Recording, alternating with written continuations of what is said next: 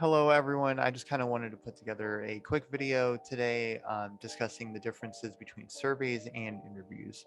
And I'll just dive right into it here. So, surveys, the first point here is questions are phrased in a way to easily collect and evaluate the trends and data being collected. Before I dive deeper into that, I'm going to move on to the second point here because they kind of work in tandem. So surveys are also designed to gather answers from a large sample group to represent a larger portion of your target population.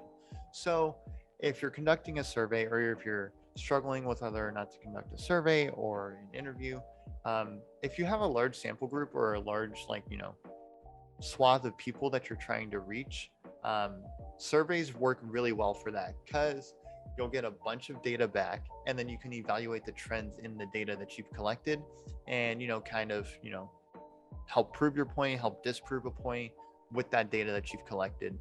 Just kind of use that to your advantage because, again, moving into the third point here, surveys can be conducted online, and not only does this save money, but this saves time because you're conducting these surveys online and sending them out to people through text message, social media, email, um, blog posts, whatever. However you're getting this survey out, people can answer your questions from anywhere. Because these surveys are being conducted online, you save time by not having to sit down for 30-minute interviews, but also you can reach a wider range of people, which only gives you more data to collect and evaluate. Lastly, here for surveys, the final point is it's important to carefully design the questions to be engaging and push the participant forward. So I know I talked about how easily accessible surveys are because they can be done online entirely. But it's still important that you design the questions to the point that the participant actually wants to finish your survey. And in tandem with that, it's important to consider the layout of your questions. If you have a few free answer questions where the participant writes a paragraph or two for each answer, maybe don't put those at the front of your survey or at the beginning. Maybe save those for the end and do your 10 to 15 multiple choice questions.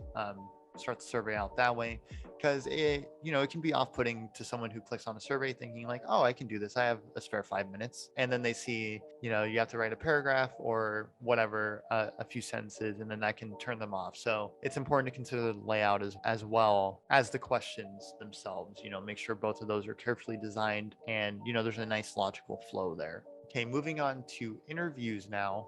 Interview questions are open-ended with the goal of getting the subject to share their general knowledge. So, of course, like you're conducting an interview on a specific topic, but you want to frame the questions to be open-ended so the subject can kind of just take that question anywhere and, give an answer the best way they can with the knowledge that they have rather than trying to fit into a specific question or an area within your topic that maybe they don't have as much experience with.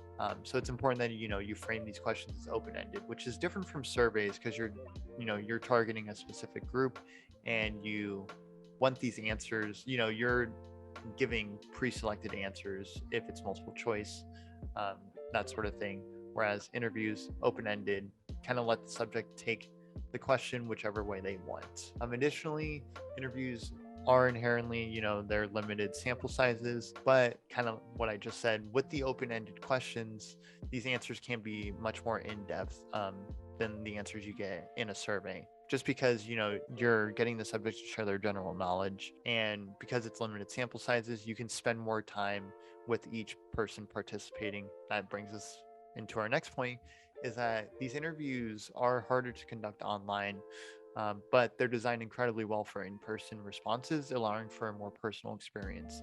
So while surveys are easy to conduct online, you can create Google Forms, Google Surveys. There are other services out there that you can create online surveys with. You can't really do that for interviews. Of course, you can set up Zoom interviews and phone interviews, things like that.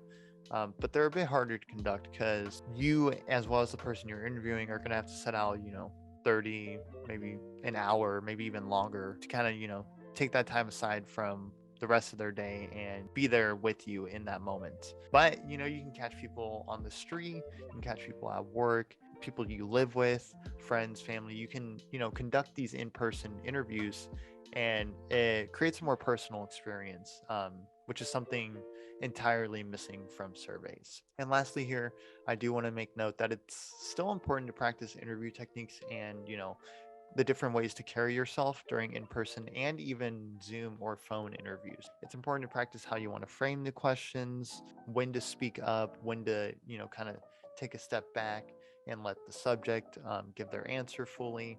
It's just important to kind of get those things down. And additionally, if you're conducting in-person interviews, it's even more important that you understand like physicality and physical space and, how much space to give to the subject.